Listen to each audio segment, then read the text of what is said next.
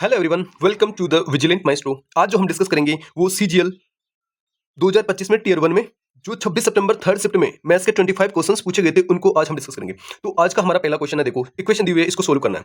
देखो इक्वेशन को देखते हैं हम, ढंग से इक्वेशन को ऑब्जर्व करते हैं तो देखो ये माइनस का 7396 है और ये है 34.12 का होल स्क्वायर है। अब 34.12 को अपन को देखो ऑप्शन है ना बहुत दूर दूर है, तो अपन को इसका मतलब 34.112 का स्क्वायर निकालने की जरूरत नहीं है। तो हम क्या करेंगे, देखो ये माइनस का है और ये प्लस का है, तो 34 का स्क्वायर होता है 1156। 34 का स्क्वायर क्या होता है 1156 और ये माइनस का कितना है 7396। 7396 है, मतलब आंसर आएगा जो आएगा किसमें, माइनस में आएगा। तो ऑप्शन नंबर बी और डी कैंसिल वैसे ही है ना। और इनका अंतर देखो, इनका अंतर तो क्या 9000 तो हो नहीं सकता है ना, तो ऑप्शन नंबर ए ही हो जाएगा क्योंकि 6000 आएगा, 7000 है और 1100 है, माइनस करेंगे तो माइनस का 6000 आएगा है ना। तो पूरी कैलकुलेशन करने की हमें इस क्वेश्चन में नीड नहीं है, ठीक है। नेक्स्ट क्वेश्चन करते हैं हम। देखो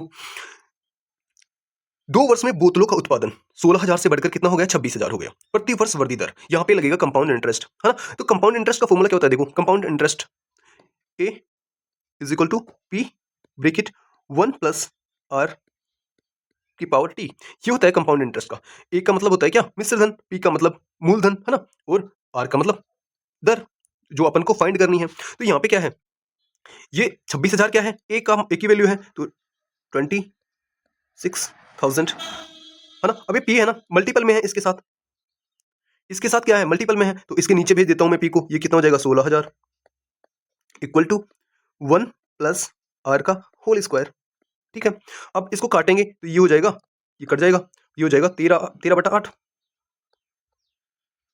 इक्वल टू 1 प्लस आर का होल स्क्वायर, ठीक है। अब 1 प्लस आर इक्वल टू ये क्या हो जाएगा 13/8 रूट में। अब 13/8 रूट को हम सोल्व करेंगे तो क्या आ जाएगा, रूट 1.625 ये आ जाएगा। इसको सोल्व कर लेना आप, 13/8 को हम सोल्व करेंगे ना तो 1.625 आएगा, ठीक है। अब 1.265 का भी रूट निकालेंगे, 1.265 का भी रूट निकालेंगे, रूट से बाहर निकालेंगे तो ये आएगा लगभग में 1 प्लस आर इक्वल टू 1.2747 ये आएगा। इसको अपन को रूट सोल्व करना आना चाहिए है ना। इसको सोल्व करेंगे तो आर की वैल्यू क्या आ गई, अब ये एक आर के साथ क्या है प्लस में है, इधर जाके माइनस का काम करेगा, तो आर इक्वल टू 1.2747 माइनस ये देखो ये है ना प्लस है, तो इधर आके माइनस का काम करेगा, तो ये क्या बच जाएगा, आर की वैल्यू आ जाएगी 0.2747 है ना। ये आ गई आर की वैल्यू, क्या आ गई, आर की वैल्यू अपने पास आ गई, क्या आर की वैल्यू आ गई अपने पास, आर इक्वल टू 0.2747। अब देखो इसको अपन को करना है कन्वर्ट किसमें, परसेंटेज में दिया हुआ है ना। तो परसेंटेज में कन्वर्ट करने के लिए 100 से मल्टीपल कर दो, मल्टीपल करेंगे तो 27.47% आ जाएगा, ठीक है। तो हमारा आंसर क्या हो जाएगा, हमारा आंसर हो जाएगा ऑप्शन नंबर डी, हमारा आंसर हो जाएगा, ठीक है। ऑप्शन नंबर डी हमारा आंसर हो जाएगा। आई होप ये क्वेश्चन आपके समझ में आया होगा। नेक्स्ट क्वेश्चन देखते हैं। देखो 1500 रुपए 6% वार्षिक साधारण ब्याज दर पर 3 वर्षों के लिए उधार दिए जाते हैं। 3 वर्षों बाद राशि ज्ञात कीजिए। देखो ये 1500 रुपए है तो साधारण इंटरेस्ट क्या है, सिंपल इंटरेस्ट है, तो 6% और 3 वर्षों के लिए तो कितना परसेंट हो जाएगा 18%। तो 1500 का 18% निकालेंगे, 18/100 करेंगे है ना, तो ये कट जाएगा और 15 इंटू 18 करेंगे, 15 इंटू 18 करेंगे, 15 इंटू 18 करेंगे तो कितना आएगा 270, 270 आएगा। ये क्या आ गया, इंटरेस्ट आ गया है ना। लेकिन ये इंटरेस्ट नहीं पूछ रहा, ये पूछ रहा है 3 वर्ष बाद राशि क्या होगी। 3 वर्ष बाद हमारे पास जो राशि होगी वो कितनी होगी, तो 1500 रुपए तो है ही मूलधन, तो 1500 में ऐड कर देंगे, 1500 प्लस 270 क्या हो जाएगा इक्वल टू 1770, हमारा क्या हो गया, आंसर हो गया, ठीक है। तो ऑप्शन नंबर डी हमारा आंसर हो गया। आई होप ये क्वेश्चन भी आपके समझ में आया होगा। नेक्स्ट क्वेश्चन देखते हैं, चौथा क्वेश्चन। सूरज 30 किलोमीटर प्रति घंटे की गति से यात्रा करता है, 72 सेकंड में उसके द्वारा तय की गई दूरी ज्ञात कीजिए। देखो डिस्टेंस निकालनी है अपन को, डिस्टेंस इज इक्वल टू क्या होता है, स्पीड इनटू टाइम है ना। ये क्या होता है डिस्टेंस का फॉर्मूला, ठीक है। तो डिस्टेंस अपन निकालेंगे इक्वल टू स्पीड कितनी दी हुई है 30 इंटू 30, स्पीड कितनी दी हुई है 30। अब ये है किलोमीटर प्रति हावर में दी हुई है, तो इसको किस में बदलेंगे हम, मीटर प्रति सेकंड में। मीटर प्रति सेकंड में बदलने के लिए हम क्या करेंगे, 5/18 से मल्टीपल करेंगे, 5/18 से मल्टीपल करेंगे, 5/18 से मल्टीपल करेंगे तो ये होगी मीटर प्रति सेकंड में, मीटर प्रति सेकंड में होगी। तो अब टाइम कितना दिया हुआ है 72 सेकंड है ना, 72 सेकंड दिया हुआ है। अब इसे सोल्व कर लो है ना, ये 18 से 4 टाइम्स कैंसिल हो जाएगा और ये हो जाएगा क्या, d is equal to 30 into 20 600 metre. ठीक है, मीटर प्रति सेकंड में अपन ने बदल दिया, तो अब ये किस में आएगा, मीटर में आंसर आएगा। तो ऑप्शन नंबर बी हमारा आंसर हो जाएगा। ठीक है, डिस्टेंस कितनी आ गई, 600 मीटर। ठीक है, नेक्स्ट क्वेश्चन देखते हैं पांचवा। एक आयताकार समांतर चतुर्भुज के आयाम, आयताकार समांतर चतुर्भुज है, आयताकार समांतर चतुर्भुज के आयाम समांतर श्रेणी में है। किसमें है, समांतर श्रेणी में है। यदि इसके आयामों का योग 21 सेंटीमीटर है और आयतन 168, आयतन क्या है, 168 घन सेंटीमीटर है, तो इसके आयाम ज्ञात कीजिए। मतलब ये क्या है, समांतर चतुर्भुज में है, आयताकार है, मतलब ये एक घनाभ के आकार का है ना। और इसकी आयाम जो है वो है समांतर श्रेणी में। तो घनाभ का आयतन क्या होता है, घनाभ का आकार का है, तो घनाभ का आयतन क्या होता है, घनाभ का आयतन क्या होता है, घनाभ का आयतन होता है लंबाई इंटू चौड़ाई, क्या होता है, लंबाई मल्टीपल चौड़ाई इंटू ऊंचाई। ठीक है, ये होता है घनाभ का आयतन, है ना। तो और इनके आयामों का योग क्या है, लंबाई चौड़ाई और ऊंचाई का योग कितना है, 21, है ना। और वो क्या होना चाहिए, मतलब समांतर श्रेणी में होना चाहिए। तो हम देखते हैं, देखो ऑप्शन चेक करते हैं अपन, है ना। क्या आयामों का योग 21 आ रहा है, तो देखो इसका ये 17 और 4 21 आ रहा है, इसका भी आ रहा है, फर्स्ट कंडीशन सेटिस्फाई हो रही है। और क्या इस ये समांतर श्रेणी में है, यहाँ पे डिफरेंस कितना है का है, यहाँ पे डिफरेंस है 3 का और यहाँ पे भी डिफरेंस 3 का है, ये दोनों लग रहे हैं इसमें। यहाँ पे डिफरेंस कितना है, 4 का है और यहाँ पे भी डिफरेंस 4 का है, यहाँ पे डिफरेंस कितना है, 1 का है और यहाँ पे अलग है। तो ऑप्शन नंबर सी तो वैसे ही कट गया। ठीक है, क्योंकि ये समांतर श्रेणी में नहीं है। यहाँ पे डिफरेंस 5 का है और यहाँ पे डिफरेंस कितना का है, 5 का है, तो यहाँ तो ये तो लग रहा है। ठीक है, लेकिन क्या योग इनका 21 हो रहा है, नो, और यहाँ पे भी 21 हो रहा है और यहाँ पे ऑप्शन नंबर बी चेक करेंगे तो 21 हो रहा है क्या, 18 और 3 21, बिल्कुल हो रहा है। अब मल्टीपल करने पर हमें 168 फाइंड करना है, तो तीन ऑप्शनों में से मल्टीपल करने पर 168 किससे आ रहे हैं। देखो ऑप्शन नंबर ए से नहीं आ रहे हैं, क्योंकि जीरो आएगा, तीनों को मल्टीपल करेंगे तो इकाई अंक जीरो आएगा। ये तो यहाँ पे 8 आ रहा है, तो 8 इकाई अंक किससे आ रहा है, देखो इसमें 7, इसमें भी ये भी नहीं आ रहा, 1 आ रहा है, इसमें इकाई अंक। अब इसमें फाइंड करते हैं, तीन ऑप्शन कट चुके हैं, तो इसमें करते हैं, तो इसमें इकाई अंक 8 आ रहा है, तो मतलब ये हमारा आंसर है। बिना कैलकुलेशन के हम इसको, इसकी जो इसमें कंडीशंस दी हुई है उनके आधार पे भी हम इसे कर सकते हैं। तो ऑप्शन नंबर डी हमारा आंसर हो गया। ठीक है, देखो नेक्स्ट क्वेश्चन। एक चाप द्वारा केंद्र पर बनाया गया कोण 72 डिग्री है और इसकी लंबाई कितनी है, इसकी लंबाई है 22 सेंटीमीटर और वर्त की त्रिज्या ज्ञात कीजिए। वर्त की क्या ज्ञात करना है, त्रिज्या, है ना। तो वर्त की त्रिज्या अपन को फाइंड करनी है। तो ये है चाप की लंबाई, है ना। चाप की लंबाई कैसे निकालते हैं, 2 पाई आर, है ना, थीटा बटा 360। ठीक है ना। तो ये कितनी दी हुई है, 22, तो इसको सोल्व करेंगे, 2 पाई आर, थीटा कितना दिया हुआ है 72 डिग्री और 360 इक्वल टू यहाँ पे आ जाएगा 22। ठीक है, आर अपन को पता करना है। ठीक है, तो इसको सोल्व करेंगे तो ये काट देंगे इसको किससे, ये इक्वल टू, इसको काटेंगे इसको 2, ये हो जाएगा 5। ठीक है ना, 5 1/5 हो गया यहाँ पे। ठीक है, ये 5 इधर जाके किसका काम करेगा, मल्टीपल का काम करेगा। ठीक है, अब इसको सोल्व करते हैं, 2 इंटू 22 बटा 7 into R equal to 22 into 5। ठीक है, ये 22 से 22 कैंसिल। ठीक है, अब आर इक्वल टू क्या हो जाएगा, 5 इंटू 7 बटा 2, है ना। तो आर की वैल्यू क्या हो जाएगी, 35 बटा 2 मतलब 17.5। आर की वैल्यू कितनी हुई, 17.5। ऑप्शन नंबर ए हमारा आंसर हो जाएगा। ठीक है, आई होप ये क्वेश्चन आपके समझ में आया होगा। नेक्स्ट क्वेश्चन देखते हैं। एक आदमी अपने वेतन का 30% किराए पर, 20% किराने के सामान पर और 25% अन्य खर्चों पर खर्च करता है।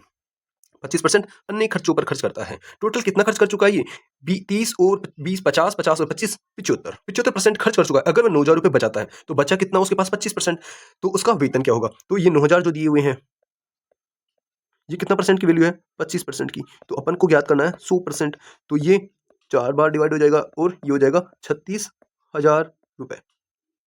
कितना हो जाएगा, 36,000 रुपए। ऑप्शन नंबर डी हमारा आंसर हो जाएगा। आई होप ये क्वेश्चन भी आपके समझ में आया होगा। नेक्स्ट क्वेश्चन देखते हैं हम, 8वां क्वेश्चन। एक स्टोर 25% छूट देता है लेकिन छूट वाली कीमत पर 5% वेट लेता है।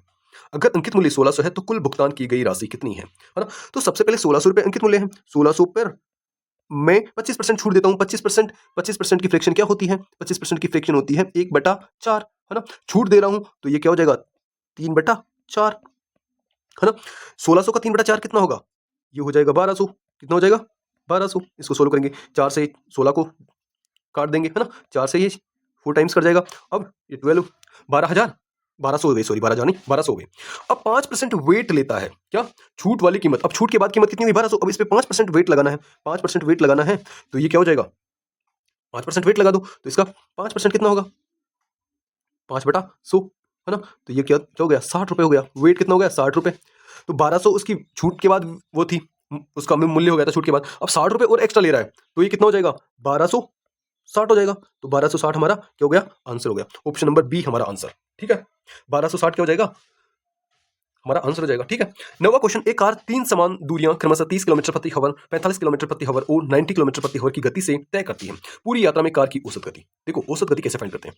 देखो डिस्टेंस क्या है यहाँ पे, पूरी यात्रा में डिस्टेंस क्या है, तीनों समान दूरियां हैं, तीनों समान दूरियां। देखो इस टाइप के क्वेश्चंस को करने के लिए देखो कैसे, एक दूसरा मेथड सीखते हैं, 30 सॉरी, है ना।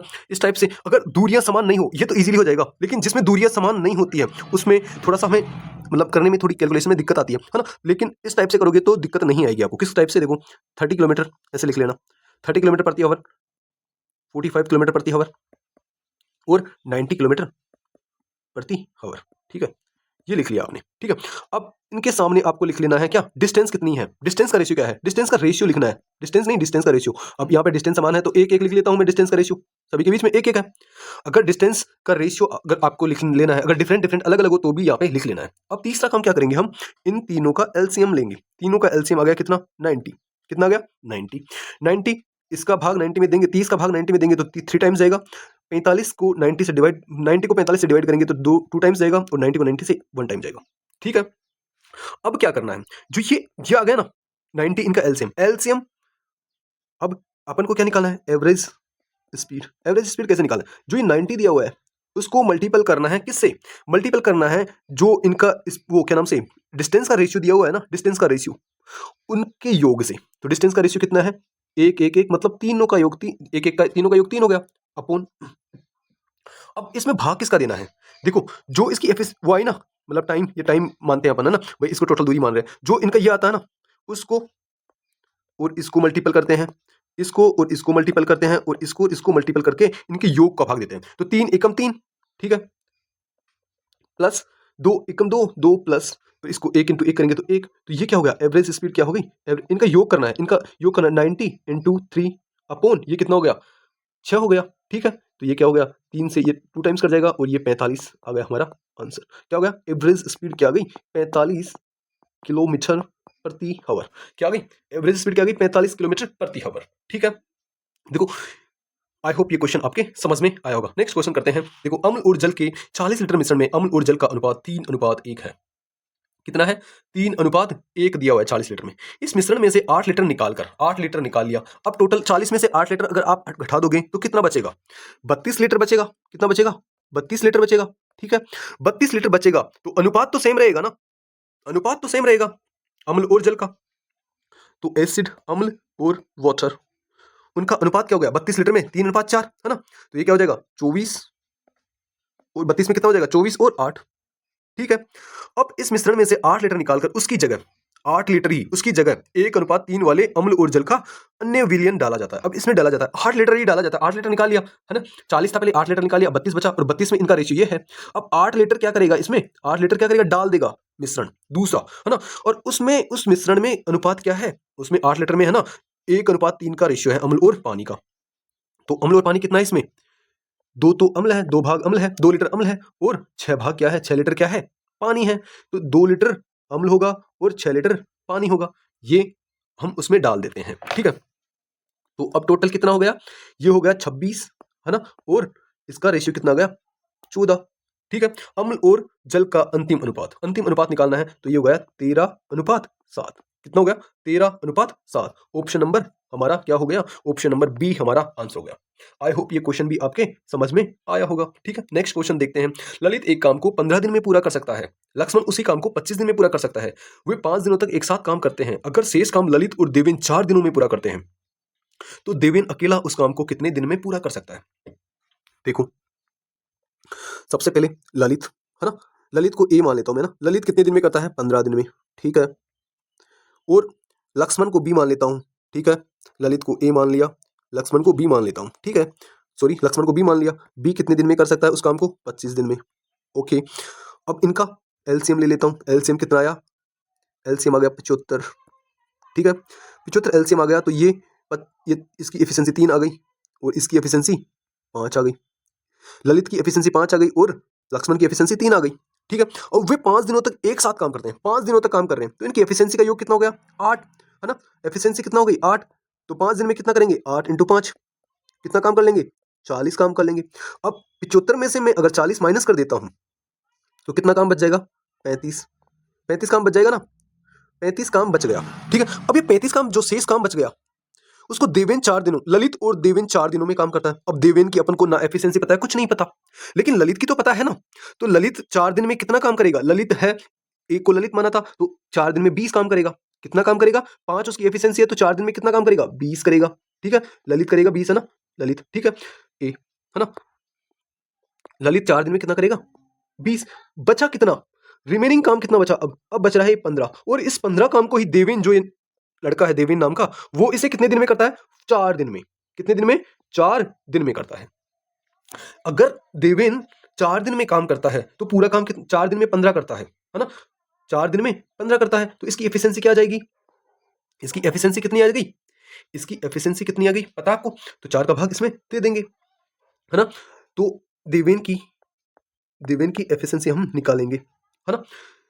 तो 4 दिन में 15 काम करता है, तो 75 काम कितने दिन में करेगा? इस टाइप से लिख सकते हैं, 4 दिन में 15 काम करता है तो 75 काम को कितने दिन में करेगा? टोटल काम 75 है, तो 75 कितने दिन में करेगा? तो 15 से 75 को डिवाइड करेंगे 5 टाइम्स, तो ये कितने दिन में करेगा? 20 डेज। 20 डेज में देवेन इस काम को कंप्लीट कर देगा। ऑप्शन नंबर डी हमारा आंसर हो गया। ठीक है, आई होप ये क्वेश्चन आपके समझ में आया होगा। ठीक है, तो नेक्स्ट क्वेश्चन हम देखते हैं, 12वां क्वेश्चन। दो लंबवर्ती बेलनों के आयतनों का अनुपात दे रखा है। आयतनों का अनुपात कितना दे रखा है? 2:3। यदि इन बेलनों की त्रिज्याओं का अनुपात 1:2 है, तो उनकी ऊंचाइयों का अनुपात ज्ञात करो, है ना? तो बेलन का आयतन होता क्या है? बेलन का आयतन का फॉर्मूला क्या है? वॉल्यूम ऑफ कौन, सॉरी, सिलेंडर, है ना? आयतन क्या होता है? पाई r² h। ये क्या होता है? बेलन का आयतन, है ना? अब R1 मान लेते हैं, इसको H1 मान लेते हैं, और ये पाई दूसरे बेलन का क्या होता है? सॉरी, पाई r² और ये h वो मान लेते हैं, 2 मान लेते हैं। ठीक है, इसका अनुपात क्या है? इसका अनुपात क्या है? 2:2/3 लिख लेते हैं। ठीक है, इसको लिख लेते हैं 2/3। ठीक है, यदि इन बेलनों की त्रिज्याओं का अनुपात कितना है? इन त्रिज्याओं का अनुपात लिखते हैं, तो ये पाई से पाई कैंसिल कर देते हैं। ठीक है, त्रिज्याओं का अनुपात 1:2 है, तो उनकी ऊंचाइयों का अनुपात निकालना है, H1 और H2 की वैल्यू निकालनी है।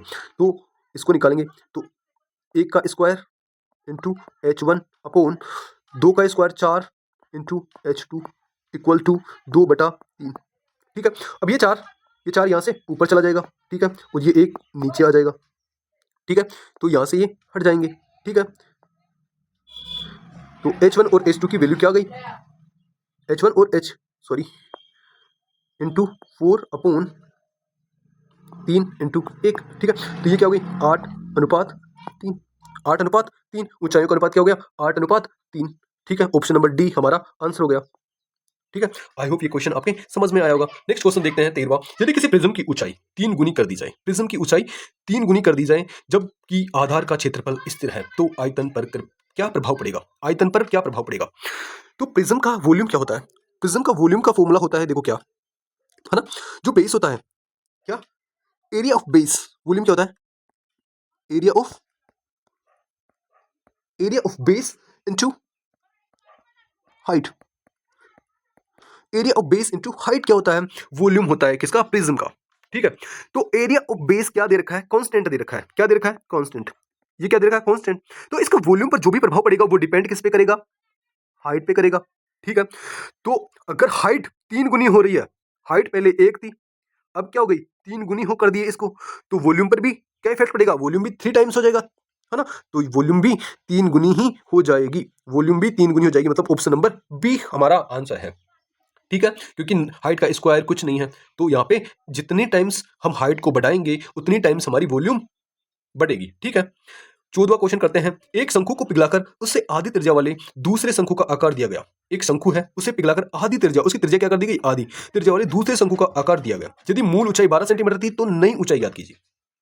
देखो, पिघलाया गया है तो मतलब शंकु का वॉल्यूम का फॉर्मूला लगेगा। वॉल्यूम का कौन ऑफ वॉल्यूम क्या होता है? वॉल्यूम का फॉर्मूला तो होता है शंकु का 1/3 पाई r² h, ये होता है। ठीक है, अब ये वॉल्यूम है। ठीक है, अब दूसरा जो शंकु है उसकी आधी कर देते हैं, है ना, आधी करते हैं उसको, है ना। तो दूसरा जो, तो इसके बराबरी होगा, है ना, इसके बराबरी उसका वॉल्यूम होगा। त्रिज्या आधी करें तो मतलब ऊंचाई में कुछ इफेक्ट पड़ेगा, ऊंचाई बढ़ेगी, है ना। त्रिज्या अगर कम करें तो 1/3 upon pi r square H.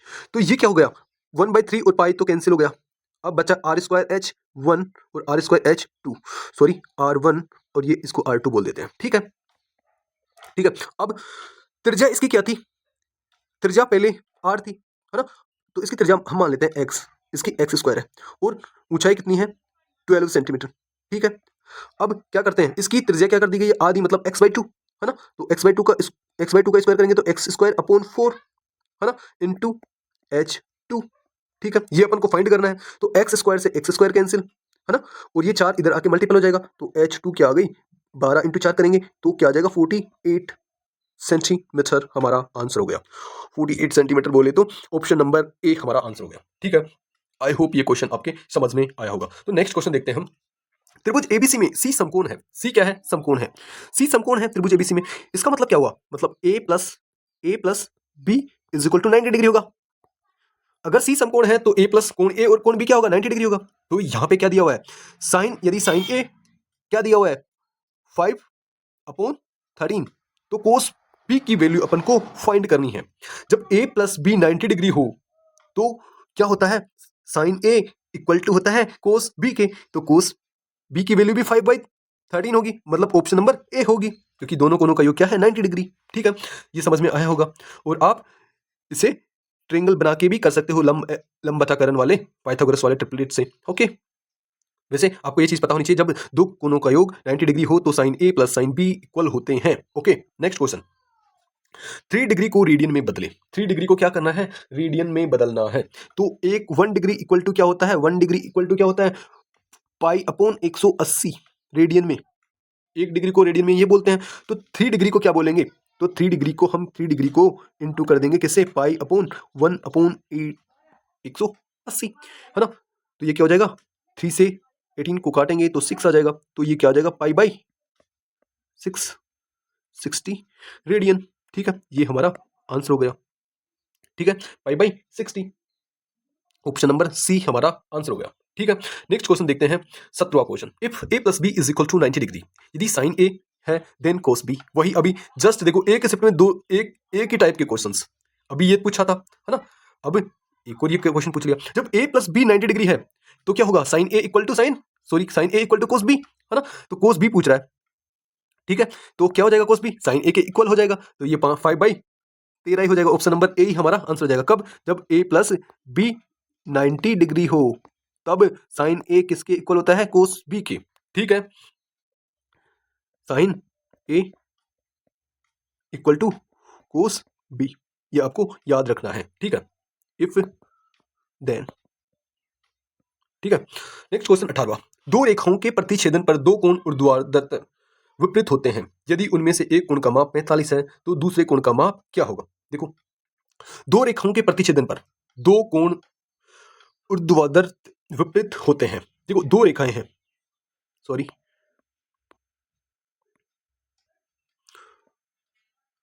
दो रेखाएं हैं, ये दो रेखाएं हो गई, है ना, है ना। इनके विपरीत कोण है ना, क्या होते हैं, दो कोण ऊर्ध्वाधर विपरीत होते हैं, है ना।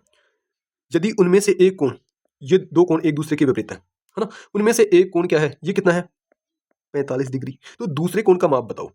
तो जब दो रेखाएं प्रतिच्छेद करती हैं तो दोनों कोण क्या होते हैं, एक दूसरे के विपरीत जो कोण होते हैं वो क्या होते हैं, एक दूसरे के बराबर होते हैं, तो ये भी क्या हो जाएगा 45। अब जो ये कोण है, ये वाला कोण इसके बराबर होगा, जब दो रेखाएं एक दूसरे को प्रतिच्छेद करती है। और ये दोनों ये दोनों कोण ये दोनों कोणों का योग कितना होगा 180 डिग्री, इन दोनों कोणों का योग कितना होगा 180 डिग्री, है ना। इन दोनों कोणों का योग भी 100, इन दोनों कोणों का योग भी 180 होगा, है ना। लेकिन एक दूसरे के विपरीत होते हैं, वो कोण क्या होते हैं, एक दूसरे के बराबर होते हैं, तो ऑप्शन नंबर क्या हो जाएगा, ए हमारा ऑप्शन हो जाएगा, है ना। दूसरा कोण का माप बताना था तो 45 ही हमारा आंसर हो जाएगा, ठीक है। नेक्स्ट क्वेश्चन 19वां, एक त्रिभुज का अंतःकेंद्र 3.4 पर स्थित है ना। अंतःकेंद्र से भुजा AB तक की ऊंचाई की लंबाई 2 इकाई है, त्रिभुज के अंतःवर्त की त्रिज्या क्या होगी। देखो ये त्रिभुज है ना, इसका अंतःकेंद्र है यहाँ पे और इस बिंदु को दे दिया 3 और 4, इसका नाम है, ठीक है, स्थित है 3 और 4 पे स्थित है। अंतः केंद्र से भुजा ए बी, है ना, ए बी और सी इस त्रिभुज का नाम है। ए बी अंतः केंद्र से भुजा ए बी की ऊंचाई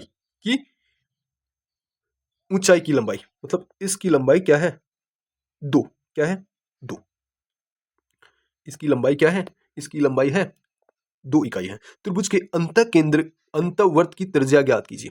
तो देखो अंतःवर्त की त्रिज्या, अंतःवर्त कौन सा होगा, अंतःवर्त होगा ये वाला, कौन सा वाला जो यहां पे प्रतिच्छेद करेगा, इनको ऐसे प्रतिच्छेद करेगा, ये होगा। अगर अंतःवर्त ये होगा तो इसकी रेडियस ये होगी 2 इकाई होगी, इसकी रेडियस क्या होगी 2 इकाई होगी, तो ऑप्शन नंबर ए हमारा आंसर हो जाएगा, ऑप्शन नंबर ए हमारा आंसर हो जाएगा। लेकिन अगर इसके बाहर वर्त बनाते हैं हम, क्या बनाते हैं बाहर वर्त, तो इसकी रेडियस कौन सी होगी, इसकी रेडियस होगी यहां से लेके ये वाली, है ना। तो अंतःवर्त की इकाई 2 इकाई ही अंतःवर्त की त्रिज्या होगी। अंत बाह्यवर्त की पूछता है तो इसकी ये वाली दूरी होती, ठीक है। आई होप ये क्वेश्चन आपके समझ में आया होगा। नेक्स्ट क्वेश्चन देखते हैं। गिवन दिया हुआ है x इक्वल टू √3, है ना, व्हाट इज x प्लस 1 का whole square plus x minus 1 का होल स्क्वायर, ठीक है। x की जगह √3 पुट कर दो, x की जगह √3 पुट कर दो, √3 प्लस 1 का होल स्क्वायर प्लस √3 माइनस 1 का होल स्क्वायर, ठीक है। अब देखो क्या करना है, देखो a प्लस बी का होल स्क्वायर करते हैं तो क्या हो जाएगा a square plus B square, यहाँ पे ये वाला फॉर्मूला आपको पुट अप करना है, a प्लस बी का whole square is equal to a square plus B square plus 2ab, ठीक है। अब a माइनस बी का होल स्क्वायर करते हैं तो क्या होता है a square plus B square minus 2ab, और जब इन दोनों को जोड़ देते हैं, जब इन दोनों को यहाँ पे क्या कर रहा है जोड़ रहा है, इन दोनों को जब जोड़ देते हैं तो क्या होता है, तब क्या होता है 2ab और 2ab कैंसिल हो जाता है, एक दूसरे से कट जाता है ना, और क्या हो जाता है 2 ब्रेकेट ए स्क्वायर प्लस बी स्क्वायर हो जाता है, ठीक है। तो इसे सोल्व कर लेते हैं, इसे सोल्व कर लेते हैं तो 2 ब्रेकेट ए का स्क्वायर बोले तो √3 का स्क्वायर 3 प्लस ए का स्क्वायर 1, तो ये क्या हो जाएगा हमारा आंसर हो जाएगा 8, आंसर हमारा 8। अगर ये चीज आपको पता है तो आप डायरेक्ट 2 ब्रेकेट √3 प्लस 1 मतलब डायरेक्ट कर सकते हो बिना पेन उठाए इसको, ओके, अगर ये चीज आपको पता है तो, ओके। आई होप ये क्वेश्चन आपके समझ में आया होगा। तो ऑप्शन नंबर हमारा ए आंसर हो गया, ठीक है। नेक्स्ट 21वां क्वेश्चन, यदि त्रिभुज एबीसी में डी ई समांतर है बीसी के और एडी अपॉन, देखो ये त्रिभुज दिया हुआ है ना, ये त्रिभुज दिया हुआ है क्या है ए बी सी है ना, में डीई किसके समांतर है बीसी के, डीई बीसी के समांतर है, तो ये डीई हो गया बीसी के समांतर, डीई हो गया बीसी के समांतर। अब AD upon DB, AD upon DB कितना है 1 और ये 2, ठीक है, और एई क्या है 5 है, तो ईसी क्या निकालना है ना, तो ईसी निकालना है, तो कैसे निकालते हैं, तो A D upon D B equal to क्या होता है ए ई अपॉन ईसी, ठीक है, इसमें रख दो, है ना, 1 अपॉन 2 अपॉन ए क्या है 5 दिया हुआ है, तो ईसी क्या आ जाएगा, ईसी आ जाएगा, ईसी 10 आ जाएगा, 5 इंटू 2 10, ठीक है। तो हमारा आंसर हो जाएगा 10, मतलब बोले तो ऑप्शन नंबर सी हमारा आंसर हो जाएगा, ठीक है, ऑप्शन नंबर सी हमारा आंसर होगा। नेक्स्ट क्वेश्चन देखते हैं 22वां क्वेश्चन, जीवा ए बी और जीवा सी डी बराबर है और केंद्र पर क्रमश है क्या बनाती है 50 डिग्री और x डिग्री कोण आंतरित करती है, ठीक है।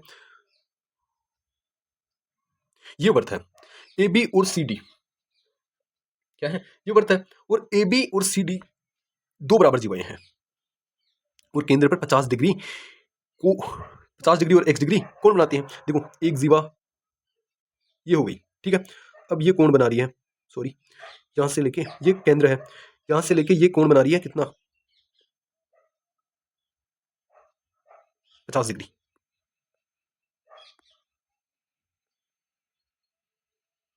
ये कितना डिग्री बना रही है 50 डिग्री कोण बना रही है ये 50 डिग्री। अब जो ये जीवा है इसी के बराबर एक और जीवा है इसमें, सॉरी इसके बराबर एक और जीवा इसमें खींच देते हैं, है ना, ये खींच दिए, है ना, इसी के बराबर है, तो वो इसके जीवा जितनी होगी कोण भी उतना ही होगा ना। अगर जीवा इक्वल है तो कोण भी क्या होगा इक्वल, तो ये भी क्या होगा इसका कोण भी 50 डिग्री होगा, क्या होगा 50 डिग्री होगा। देखो जीवा ए बी और जीवा सी डी बराबर है, जीवा बराबर है तो वो जो केंद्र पर अंतरित करेंगे ना कोण वो भी क्या होगा इक्वल होगा, क्या होगा, इक्वल। तो x की वैल्यू क्या आ जाएगी, 50 डिग्री ही x की वैल्यू आ जाएगी। ठीक है, ये आपको याद रखना है। अगर जीवा इक्वल है तो वो जो कोण पे केंद्र पर कोण अंकित करती है, जो केंद्र पे कोण बनाती है, वो भी दोनों का इक्वल होगा अगर जीवाओं की लंबाई बराबर है। 10 सेमी त्रिज्या वाली वृत्त में एक जीवा द्वारा बनाए गए रेखाखंड का क्षेत्रफल क्या है यदि केंद्र पर अंकित कोण 90 डिग्री है। देखो फाइंड क्या करना है, इसे ढंग से समझना। ये क्या है, वृत्त है। ठीक है, 10 सेंटीमीटर इसकी रेडियस है। एक जीवा द्वारा बनाए गए रेखाखंड का क्षेत्रफल, एक जीवा द्वारा, एक जीवा ये हो गई, एक जीवा द्वारा बनाए गए, ये केंद्र हो गया। ठीक है,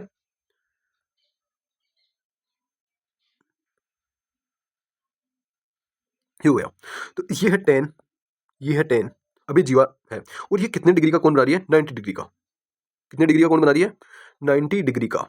90 डिग्री का बना रही है, तो हम इसे चेंज कर लेते हैं, सॉरी 90 डिग्री का बना देते हैं। ओके, इसको 90 डिग्री का अब लग रहा है, 90 डिग्री का ना। ठीक है, ये कितने डिग्री का कोण बना रहा है, 90 डिग्री का, ये 10 है। ठीक है ना। अब रेखाखंड का क्षेत्रफल, रेखाखंड कौन सा है, रेखाखंड कौन सा है, ये वाला। इसका क्षेत्रफल अपन को फाइंड करना है, इसका क्षेत्रफल। ठीक है, इसका क्षेत्रफल फाइंड करेंगे, है ना। तो इसका क्षेत्रफल कैसे फाइंड करेंगे, देखो रेखाखंड का क्षेत्रफल फाइंड करने के लिए हम क्या अप्लाई करते हैं, फॉर्मूला रेखाखंड का क्षेत्रफल पाई, रेखाखंड का क्षेत्रफल कैसे निकालते हैं, pi r square theta upon 360 degree minus 1/2 r square sine theta. ये रेखाखंड का क्षेत्रफल निकालने का फॉर्मूला है। क्या, एरिया ऑफ सेगमेंट, है ना, ये है। तो इसको हम सोल्व करेंगे, पाई 22/7 इंटू आर 10 इंटू 10, है ना। थीटा कितना, 90 डिग्री, 90 डिग्री को 360 से काटेंगे 1/4, ठीक है, माइनस 1/2, ठीक है, और आर स्क्वायर मतलब 10 into 10, 10 into 10, sine theta, sine theta बोले तो साइन 90 डिग्री, साइन 90 डिग्री की वैल्यू क्या होती है, 1, तो 1 लिख देंगे। ठीक है, सोल्व कर लो बस। अब क्या है, सोल्व कर लो। यहां से कॉमन क्या आ रहा है, कॉमन, सॉरी देखो ऑप्शंस दिख रहे हैं ना, तो ऑप्शंस में पाई दिया हुआ है, तो पाई की अपन को वैल्यू नहीं लिखनी है, पाई की वैल्यू हमें नहीं लिखनी है यहाँ पे, पाई को पाई ही लिखना है। ठीक है, तो ये कितना हो गया, कितना हो गया, ये हो गया यहाँ पे। इसे सोल्व करते हैं, यहाँ पे कॉमन क्या आ रहा है देखते हैं, यहाँ पे कॉमन आ रहा है देखो, इसे सोल्व करते हैं। तो ये देखो, ये 100 हो गया, 100 को 4 से मल्टी काटेंगे तो ये हो गया 25 पाई, ठीक है, माइनस इसको काटेंगे 5 तो ये हो गया 50, 25 पाई माइनस 50, 25 पाई माइनस 50, है ना। तो ये ऑप्शन नंबर ए में आ रहा है, तो ऑप्शन नंबर ए हमारा क्या हो जाएगा, आंसर हो जाएगा। ठीक है, आई होप ये क्वेश्चन आपके समझ में आया होगा। देखो देखो ये फॉर्मूला बना कैसे, है ना, देखो pi r square theta, pi r square theta बटा 360, वो हो गया इसका पूरे का, इसका ये जो बना हुआ है ना, इसका पूरे का क्षेत्रफल थीटा बटा 360। लेकिन जो ये लगाया ना अपन ने, वो किसका लगाया, जो ये वाला भाग है ना, ये वाला भाग, है ना, इसका कभी भी अपन को ज्ञात करना हो, है ना, एरिया, तो ये फॉर्मूला लगाना होता है ना। तो इसका अब देखो अपन को चाहिए था इसी का ओनली, अपन को तो पूरे से इस फॉर्मूले से पूरे का आता है वर्तखंड का, लेकिन हमें इसको माइनस करना था, तभी तो इस त्रिज्यखंड का क्षेत्रफल आता ना रेखाखंड का, है ना, तो इसलिए ये माइनस किया। ठीक है, आई होप ये क्वेश्चन आपके समझ में होगा। Next question, if 10a is equal to 3/4 find sine a. देखो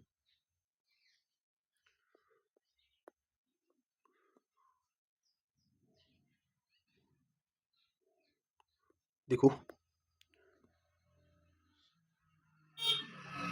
ये क्या है, ट्रिंगल है, त्रिभुज है ना। 10a क्या होता है, लंब बटा आधार, तो ये क्या है, 3 है और ये 4 है, ये ए है, कोण ए है ना। अब लंब बटा आधार क्या होता है, 10a, है ना। अपन को फाइंड करना है साइन ए, तो साइन ए क्या होता है, साइन ए होता है लंब बटा कर्ण, लंब बटा कर्ण होता है। तो लंब दिया हुआ है, आधार दिया हुआ है, लेकिन दिया हुआ नहीं है क्या, ये कर्ण, कर्ण फाइंड करेंगे तो ये ट्रिपल 8 है, 3 4 और 5। ठीक है, तो साइन ए अपन निकालेंगे, साइन ए तो क्या आ जाएगा, लंब क्या है 4 है, सॉरी 3 है, लंब क्या है 3 है, और कर्ण क्या है 5 है, 3/5, 3/5 ऑप्शन नंबर ए हमारा आंसर हो गया। ठीक है, आई होप ये क्वेश्चन आपके समझ में आया होगा। नेक्स्ट क्वेश्चन 25वां, ए एक काम को 30 दिन में पूरा कर सकता है, बी उसी काम को 40 दिन में पूरा कर सकता है, वे 10 दिनों तक साथ मिलकर काम करते हैं और फिर सी उनके साथ मिलकर बाकी काम 5 दिनों में पूरा कर देता है। सी अकेले उस काम को पूरा करने में कितना समय लेगा, सी अकेले उस काम को कितने दिन लेगा। तो देखो ए कितने दिन में कर रहा है, 30 डेज में, ठीक है। बी उसी काम को 40 दिन में कर रहा है, बी कितने दिन में कर रहा है, 40 डेज में। वे 10 दिनों तक एक साथ काम करते हैं। इसका एलसीएम ले लेते हैं, इसका एलसीएम क्या आएगा, 120 120, ठीक है। इसकी निकालते हैं एफिशिएंसी, तो ये आती है 4, ठीक है। इसकी निकालते हैं तो इसकी आती है 3। ये आ गई इनकी एफिशिएंसी, इनकी एफिशिएंसी, इसकी क्या 4 और इसकी 3। 30 का भाग 120 में देंगे तो 4 बढ़ जाएगा, 40 का भाग 120 में देंगे तो 3 बढ़ जाएगा। तो इनकी ये एफिशिएंसी आ गई। अब ये क्या करते हैं, 10 दिनों तक साथ मिलकर काम करते हैं। क्या करते हैं, 10 दिनों तक साथ मिलकर काम करते हैं। तो 10 दिनों में ए और बी द्वारा कितना काम हो जाएगा, एक दिन में ए 4 करता है, बी करता है 3, दोनों एक दिन में कितना करेंगे, 7। दोनों एक दिन में क्या कितना करेंगे, 7 वर्क, 7 करेंगे। अब अपन को 10 डेज, ये 10 डेज करते हैं तो कितना करेंगे, 70 काम ये कर चुके हैं। कितना काम कर चुके हैं, 70 ये कर चुके हैं। 70 कर दिए तो रिमेनिंग कितना बचेगा, 50 काम बचेगा, है ना। 50 काम बच गया ना। और फिर सी उनके साथ मिलकर बाकी काम 5 दिनों में पूरा कर देता है। सी उनके साथ आ जाता है और ये काम 5 दिन में पूरा हो जाता है ना। सी अकेले उस काम को कितने दिनों में पूरा करने में कितना समय लेगा। देखो अब 5 दिन में सी की मदद से 5 दिन में कर लेते हैं 50 काम को, लेकिन ए और बी का 5 दिन में ए और बी अकेले कितना काम कर सकते हैं, 7 × 5 कर देंगे, ये तो 35 ही कर सकते हैं, लेकिन यहां तो काम 50 पूरा हो गया। तो ये जो रिमेनिंग 35 काम 5 दिन में ये कर सकते हैं। जो अब रिमेनिंग जो काम था कितना बचा, ये जो 15 काम रहा ना, 50 में से 35 ही ए और बी कर पा रहे हैं, तो ये सी कर रहा है। और ये कितने दिन में कर रहा है, 5 दिन में। कितने दिन में, 5 दिन में कर रहा है। कितने दिन में कर रहा है, 5 दिन में। तो देखो इसको कैसे करेंगे, तो सी टोटल काम को कितने दिन में करेगा, ये कैसे फाइंड करेंगे। अगर ए 5 दिन में 15 काम, सी 5 दिन में 15 काम करता है, तो 120 काम को कितने दिन में करेगा, इसको ऐसे कर लेंगे। तो ये कितने दिन में करेगा, इसको सोल्व करेंगे तो ये आ जाएगा 40 डेज। कितना आ जाएगा, 40 डेज। 40 डेज आ जाएगा ना, इससे 3 बार कट जाएगा और ये 3, 120 को 3 से काटेंगे तो 40 डेज आ जाएगा। ये हमारा आंसर हो जाएगा, ऑप्शन नंबर सी हमारा आंसर हो जाएगा। ठीक है, आई होप ये क्वेश्चन आपके समझ में आया होगा। ठीक है,